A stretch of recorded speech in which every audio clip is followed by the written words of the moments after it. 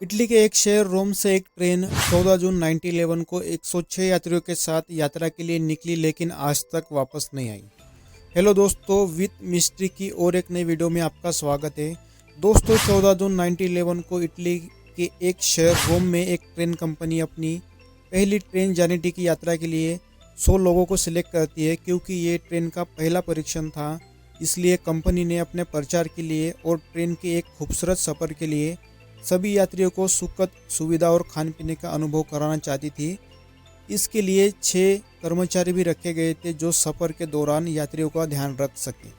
इस प्रकार ट्रेन में 106 यात्री सवार थे। सभी यात्रियों की वापसी का भी पूरा इंतज़ाम हो रहा था। निर्धारित समय पर ट्रेन अपना सफ़र शुरू करती है।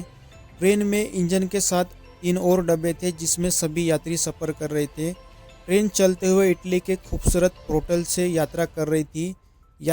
सभी यात्री खूबसूरत नज़ारों का आनंद लेते हुए यात्रा कर रहे थे।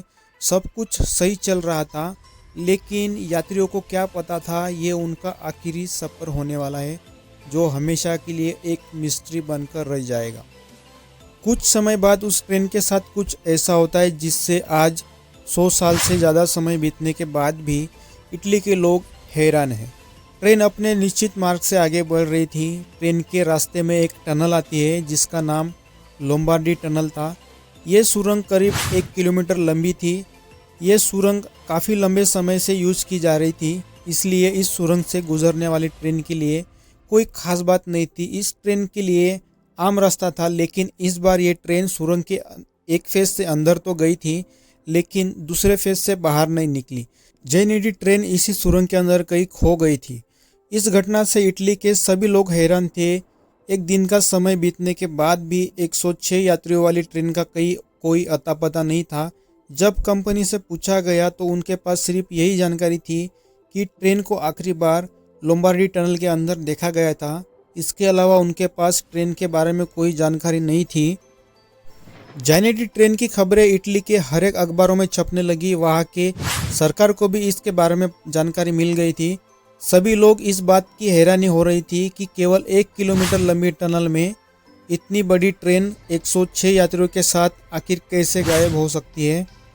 ट्रेन कंपनी को लगा कि शायद उस सुरंग में कोई बड़ा सा गड्ढा होगा, जिस वजह से ट्रेन उस गड्ढे में गिर गई होगी। इस वजह से ट्रेन सुरंग की दूसरी ओर से बाहर नहीं निकली। इसलिए कंपनी वालों ने एक एक्सपर्ट की टीम उस सुरंग के अंदर जांच करने के लिए भेज दी।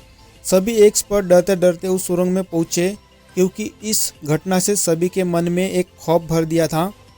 एक्सपर्ट की टीम ने उस टनल की बारीकी से जांच की, लेकिन उन्हें न तो टनल के अंदर कोई गड्ढा दिखाई दिया और न ही उस ट्रेन का कोई सुराग मिला। धीरे धीरे समय बीतने के साथ उन 106 यात्रियों के साथ उस ट्रेन के मिलने की संभावनाएं खत्म होने लगी थी। एक तरफ इस घटना से देश की सरकार और उस ट्रेन कंपनी की बहुत बदनामी हो रही थी, लेकिन ट्रेन कंपनी और वहाँ की सरकार इस बारे में कुछ नहीं कर सकती थी। ट्रेन के लापता होने के कुछ समय बाद ही मैक्सिको में रहने वाले 2 युवकों ने इस बात का दावा किया था कि वो दोनों भी उसी लापता ट्रेन के यात्री का हिस्सा थे और उन 100 यात्रियों में शामिल थे। अब सोचने की बात ये थी कि ये 2 युवक लापता ट्रेन में यात्रा कर रहे थे, तो वहाँ से कैसे बच निकले। जब उन दोनों से पूछा गया कि वो ट्रेन हादसे में बच कैसे निकले, तो उन 2 यात्रियों ने बताया कि उस ट्रेन के टनल में दाखिल होने से पहले ही वो 2 यात्री उस ट्रेन से कूद गए थे। यहाँ पे सोचने की बात थी कि ये 2 यात्री क्यों ट्रेन से कूद गए थे। जब उन्हें पूछा गया कि वो क्यों कूदे थे, तो ये जानकर आप हैरान हो जाएंगे। उन्होंने बताया कि ट्रेन के सुरंग में दाखिल होने से पहले ही ट्रेन में घना काला धुआं भर गया था और साथ ही अजीब अजीब सी भयानक आवाज़ें भी आने लगी थी। यह सब देख पूरी ट्रेन में दहशत फैल गई थी। ऐसी अजीब घटनाओं को देखकर ट्रेन के ड्राइवर ने भी ट्रेन के सुरंग में दाखिल होने से पहले ही ट्रेन को रोकने के लिए ब्रेक लगा दिए थे। इससे ट्रेन की रफ्तार कम होने लगी थी और वो दोनों उस ट्रेन से कूद गए थे। लेकिन कूदने के दौरान उन दोनों को काफ़ी चोटें आई और वो कुछ दिनों तक वही बेहोश पड़े रहे, जिससे उन्हें कुछ भी पता नहीं चला कि आखिर ट्रेन के साथ क्या हुआ था। उनके साथ की गई पूछताछ में सरकार को भी ऐसा कुछ मालूम नहीं चला जिससे उस ट्रेन के बारे में कुछ सुराग मिल सके, क्योंकि उन दोनों की मानसिक हालत कुछ ठीक नहीं लग रही थी। इसलिए उनकी बातों पर यकीन करना काफ़ी मुश्किल था। इसके कुछ समय बाद एक और ऐसा दावा सामने आया था जिसने फिर से सभी को सोचने पर मजबूर कर दिया था। ये दावा था मैक्सिको के एक डॉक्टर का। उसने बताया कि इस हादसे के अगले दिन कुल 104 लोग उनके पास इलाज कराने आए थे। वो सभी लोग मानसिक रूप से बीमार थे। डॉक्टर ने ये जानने की बहुत कोशिश की आखिर उन सभी लोगों के साथ ऐसा क्या हुआ था, लेकिन उस डॉक्टर को भी कुछ समझ नहीं आया था क्योंकि वो सभी लोग बहुत अजीब हरकतें कर रहे थे। इस दावे पर इटली के लोग भरोसा तो नहीं कर पा रहे थे, लेकिन जैसे कि डॉक्टर ने कहा था कुल 104 लोग थे और पहले दावा करने वाले 2 को भी इसमें जोड़ दिया जाए तो यात्रियों की संख्या पूरी 106 हो रही थी। लेकिन आखिर में इस दावे पर भी कुछ हासिल नहीं हो पा रहा था। समय के साथ लोग भी इस हादसे को भूलने लगे थे और सभी जांच एजेंसियां भी इस बारे में हार मान ली थी और इसके साथ ये ट्रेन हादसा एक गहरा राज बनकर रह गया था। लेकिन कुछ साल बाद इस ट्रेन के बारे में कुछ ऐसी बातें सामने आती है जिनसे सभी लोग फिर से हैरान हो जाते हैं। जैसे कि इस ट्रेन को अलग अलग समय पर अलग अलग जगहों पर देखा जाने लगा था, जिसमें रशिया, स्पेन, इटली, मैक्सिको और यूक्रेन के कुछ शहर शामिल थे।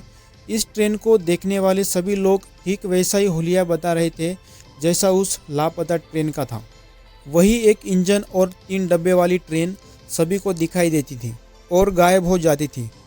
लोगों के इस दावे के बाद एक्सपर्ट ने यह हल निकाला कि शायद वो ट्रेन सुरंग के अंदर किसी प्रकार की टाइम ट्रैवल में फंस गई थी और वो कभी सुरंग से बाहर निकल ही नहीं पाई।